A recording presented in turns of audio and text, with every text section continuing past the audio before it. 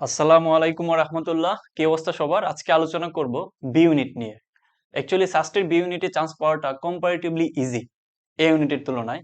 So আমি দেখাবো তোমাদেরকে অ্যাকচুয়ালি তোমার প্রসেসটা কিভাবে হইলে অত্যন্ত সহজভাবে তুমি বি ইউনিটে একটা সিট কনফার্ম করে ফেলতে পারো। এবং বি ইউনিটটা মূলত যারা মেডিকেলে প্রস্তুতি নিছিলা কোনো একটা কারণে হয় নাই, তারা সব থেকে বেশি বেনিফিট পাবো। ঠিক আছে? সো চলো আমরা শুরু করি।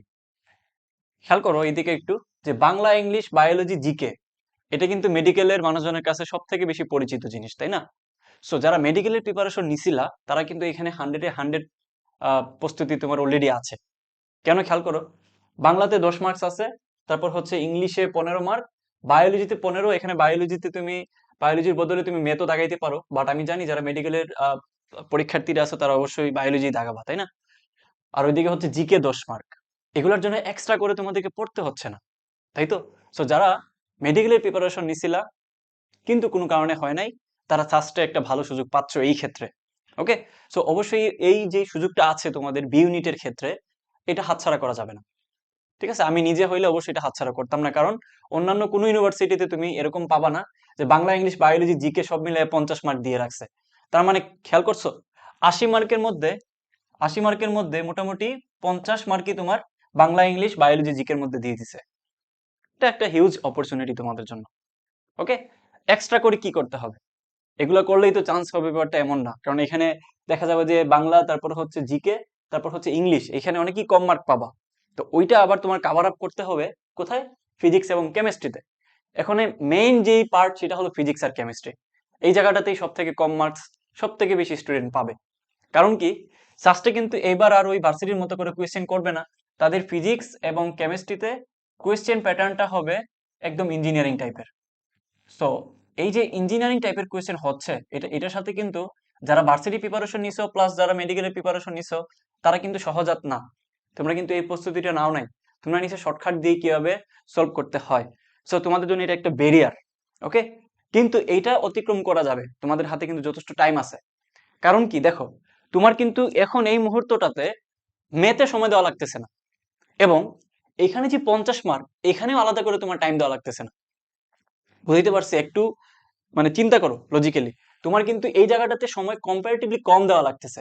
তাহলে তোমার বাকি যে সময়টুকু পাচ্ছ, আগামী যে 15 দিন কিংবা 20 দিন, তুমি পুরা সময়টুকু তুমি ফিজিক্স আর কেমিস্ট্রিতে দিতে পারবা। এবং ফিজিক্স আর কেমিস্ট্রিতে চ্যাপ্টার সংখ্যা কত যদি হিসাব করো, তাহলে তুমি দেখো, কেমিস্ট্রিতে তুমি মোটামুটি ধরো 10টা চ্যাপ্টার, 5 5। আর ফিজিক্সে তুমি যদি শর্ট সিলেবাসের কথা আগে চিন্তা করো, তাহলে তোমার মোটামুটি কটা কটা হবে, 14-15টা চ্যাপ্টার। সো তুমি যদি প্রতিদিন 2 থেকে 3টা করে চ্যাপ্টার কাভার আপ করো, তাহলে তোমার রিভিশন 2বার হয়ে যাবে। ঠিক আছে? 7 দিনের ভিতরে। তো একটা প্ল্যান তৈরি করতে হবে এই মুহূর্তটাতে, যে আমি ফিজিক্স আর কেমিস্ট্রির জন্য এই মুহূর্তটাতে ইঞ্জিনিয়ারিং এর প্রিপারেশন নিব। এখন এটা ভয় পাওয়ার কিছু নাই, কেন বলতেছি খেয়াল করো। কেমিস্ট্রিতে কিন্তু থিওরিটিক্যাল পার্টটুকু বেশি, তাই না? কেমিস্ট্রিতে থিওরিটিক্যাল পার্টটুকু বেশি।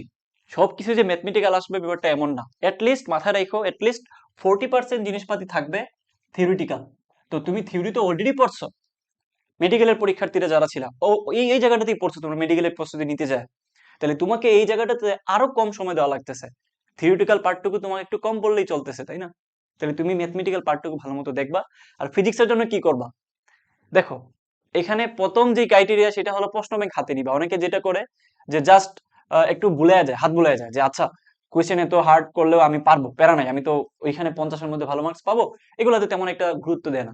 কিন্তু রিয়েলিটি হচ্ছে এই জায়গাটাতে 5 মার্ক তোলাও কিন্তু অনেক কঠিন হয়ে যাবে ফিজিক্সের 15-এর মধ্যে। কারণ ফিজিক্সের ম্যাক্সিমাম জিনিসই ম্যাথমেটিক্যাল টাইপের হবে। আর সাস্টের কোয়েশ্চেন প্যাটার্ন তো অবশ্যই এবার ইঞ্জিনিয়ারিং টাইপের হবে। তো তুমি কিভাবে ডিল করবা? প্রথম ক্রাইটেরিয়া হচ্ছে বিগত 10 বছরের কোয়েশ্চেন তোমাকে ভালো মতো সলভ করতে হবে। কারণ কি, তুমি আসলে এই মুহূর্তটাতে বেসিক দিয়ে কিংবা আগের পড়াশোনা দিয়ে যে তুমি ফিজিক্সের মোটামুটি 15টার মধ্যে 13-14টা সলভ করে ফেলতে পারবা, ইটস ইম্পসিবল থিং। কারণ এটা হচ্ছে সাস্টের কোয়েশ্চেন, তাই না? তাহলে অবশ্যই এখানে তোমাকে একটু ক্রাইটেরিয়া ফলো করতে হবে। কিভাবে? প্রথম ব্যাপারই হচ্ছে তোমার প্রবলেম সলভিং এর উপরে খুব ভালো মতো মনোযোগ দিতে হবে। খুব ভালো মতো মনোযোগ দিতে হবে। এখন কি তুমি বেসিক নিয়ে পড়ে থাকবা? নেভার। তোমার দরকার কম্প্যাক্ট পড়াশোনা। দ্যাট মিনস তুমি মানে কোয়েশ্চেন ব্যাংক হাতে নিবা, নিয়ে তুমি একটা একটা করে সলভ করা শুরু করে দিবা। বুঝছো? একটা উদাহরণ দিই তোমাদেরকে, তাহলে বুঝতে সুবিধা হবে।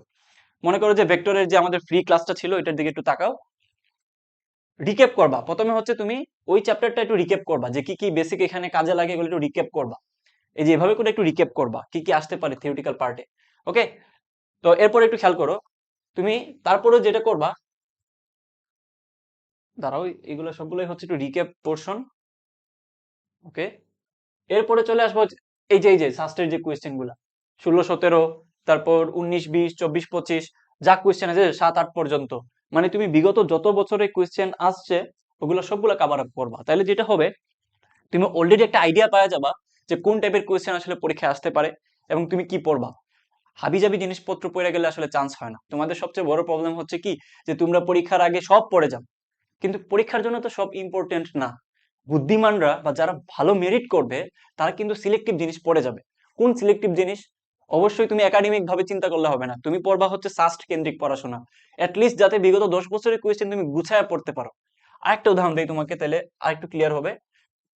আহ চলো, মানে তুমি কিভাবে আসলে পড়াশোনা করবা এই মুহূর্তটাতে। আমার একটা ক্লাস তোমাদেরকে দেখাই, নিউটনিয়ান বলবিদ্যা। এই যে, এই মনে করো ক্লাসটা। তো যেটা করবা, প্রবলেম ধরে ধরে আগাবা। এই যে মনে করো সাস্টে 19-20 প্রবলেম ধরে ধরে বেসিকটা বোঝার চেষ্টা করবা। তাইলে তোমার যেটা হবে, এক্সট্রা করে বেসিকে সময় দেওয়া লাগবে না। প্লাস তোমার প্রতিদিন যে 3-4টা করে চ্যাপ্টার শেষ করার যে ব্যাপারটা, ওইটাও শেষ হয়ে যাবে খুব ভালো মতো। এবং তুমি কত পর্যন্ত করবা? লিস্ট 10 বছরের কোয়েশ্চেন। এই যে দেখো, শুরু করছি 19 থেকে 17-18, তারপর আর যদি আগাই তাইলে এই যে 15-16, আর একটু যদি আমি আগাই তাহলে দেখো 14-15, দ্যাট মিনস একদম 10 বছরের কোয়েশ্চেন খুব ভালো মতো ঝালাই করে যাওয়া লাগবে। এটা আমাদের কমপ্যাক্ট পেইড ব্যাচের একটা ক্লাস। তোমরা যদি খুব ভালো মতো শেষ মুহূর্তে একটা চমৎকার প্রিপারেশন নিতে চাও, এটা আমার বলতেছি, যাদের প্রিপারেশন ভালো তাদের জন্য এই কোর্সটা না। যাদের একটু মাঝামাঝি টাইপের প্রিপারেশন আছে, কিংবা বুঝতেছো না যে কি করবা, কিভাবে আগাবা, বা একটু ঝালাই করে নিতে চাচ্ছ, বা কনফিডেন্ট লেভেল একটু কম আছে, তারা কিন্তু আমাদের এই 750 টাকার কোর্সটা নিতে পারো। কারণ আমি সবগুলো ফিজিবল করে দিছি এবং তোমরা দেখছো যে ক্লাসগুলো আসলে কিভাবে করানো হয়।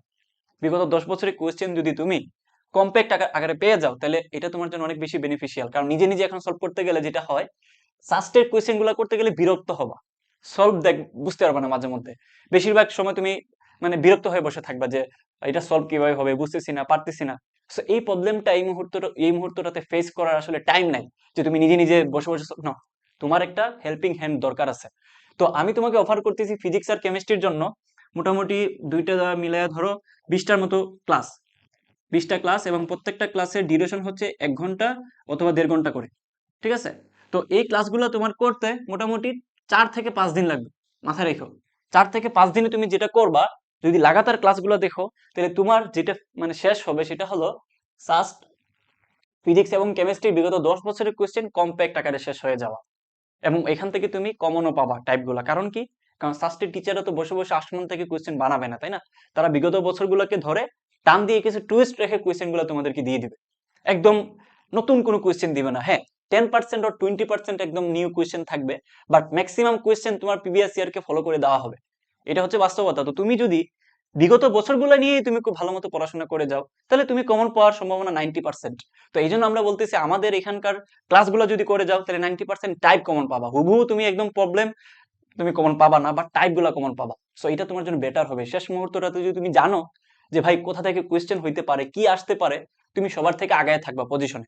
এবং যাদের প্রিপারেশনটা একটু মাঝামাঝি স্তরে আছে, অথবা যারা এখনো ঠিকঠাক মতো গুছাইয়া ফেলতে পারো নাই যে কিভাবে পড়বা, কি পড়বা না পড়বা, যেহেতু হুট করে তোমাদের একটা রেজাল্ট দেওয়ার পরে মাথায় আসছে যে সময় তো নাই, জানুয়ারিতে পরীক্ষা হবে। তো এই মুহূর্তটাতে একটা হযবরল অবস্থা তৈরি হওয়ার কথা, আমি জানি সেটা। এবং তোমাদের সাথে এটা খুবই অন্যায় করা হয়েছে, সবগুলা পরীক্ষা জানুয়ারিতে দিয়ে। সো এরকম একটা কোণঠাসাপূর্ণ অবস্থায় যদি তুমি নিজেকে গুছানো ভাবে প্রস্তুতি নিতে চাও, তাহলে আমি মনে করি তোমার জন্য এই 750 টাকার কোর্সটা অনেক বেশি ফায়দা বয়ে নিয়ে আসবে। ঠিক আছে? এটা ইনভেস্ট বলা যায়। তোমার 750 টাকা ইনভেস্ট করে যদি তুমি খুব ভালো মতো একটা প্রিপারেশন নিয়ে একটা সিট পেতে পারো, তাহলে তুমি আসলে আহ এটা সুক্রিয়া তুমি কিভাবে আদায় করবে আমি জানি না। এবং আমি এটা তোমাকে গ্যারান্টি দিতে পারি, তুমি যদি 3-4টা ক্লাস দেখো, তাহলে তোমার মনে হবে যে টাকাটা উসুল হয়ে গেছে। 3-4টা ক্লাস যদি দেখো।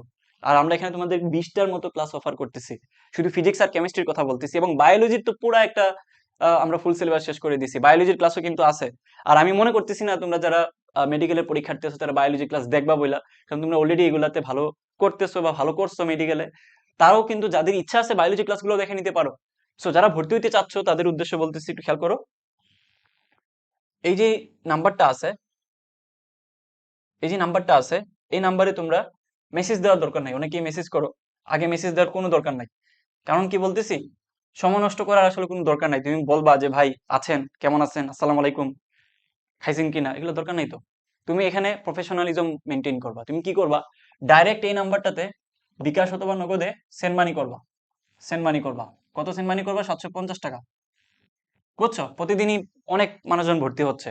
সো তোমার এখানে আসলে ভয় পাওয়ার কিছু নেই যে টাকা মার যাবে না। এখানে প্রায় 400+ স্টুডেন্ট ভর্তি আছে, ওভারঅল প্রায় 1000-এর মতো আছে। সো তোমরা যদি ভর্তি হইতে চাও, দ্রুত হয়ে যাও, কারণ যত বেশি লেট করবা তত সময় লাগবে তোমার ক্লাসগুলো শেষ করতে, তাই না? তো তুমি সেন্ড মানি করে সেম নাম্বারে হোয়াটসঅ্যাপে নক দিয়ে বলো যে ভাইয়া এই নাম্বারে টাকা পাঠাইছি, আমাকে লিঙ্কগুলো শেয়ার করেন, তাহলে লিঙ্কগুলো তোমাকে দিয়ে দিবে। বুঝা গেছে তো? সো আবারও বলতেছি, এই কোর্সটা সবার জন্য না।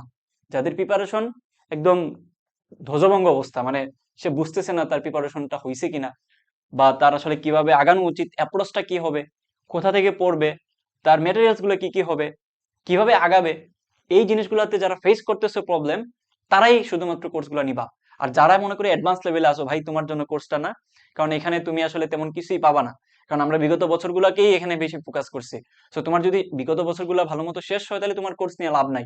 বাট যাদের বিগত বছরগুলো শেষ হয় নাই, সলভই করো নাই, তারা এই কোর্সটা আমি মনে করি যে ফরজ। এবং তুমি এই টাইপের মানে ক্র্যাশ কোর্স পাবা না কোথাও, শুধুমাত্র সাস্ট নিয়ে কাজ করে বা সাস্টের প্রবলেমই সলভ করে দেওয়া হয়। এখন তুমি অনেক কোর্সে হয়তো বা আসো যেখানে তোমাকে রুয়েট কুয়েট চুয়েট বুয়েটের কোয়েশ্চেন সলভ করে দিচ্ছে। ভাই তুমি দিবা সাস্টের পরীক্ষা, তুমি ওইগুলা যদি সলভ করতে যাও, তাহলে তুমি আসলে সাস্টের স্পেশাল টাইপগুলো মিস করে ফেলবা। পরীক্ষা যায় দেখবা কোনো টাইপই কমন না, মারাটা তুমি খাবা। সো যদি মারা খাইতে না চাও, ভর্তি হয়ে যাও, ঠিক আছে, এক্ষুনি ভর্তি হয়ে যাও। সো দেখা হচ্ছে তোমাদের অন্য কোনো ভিডিওতে। এবং যদি কিছু জানার থাকে আমার কাছ থেকে, কিছু যদি চাওয়ার থাকে আমার কাছ থেকে, অবশ্যই তোমরা চাইবা।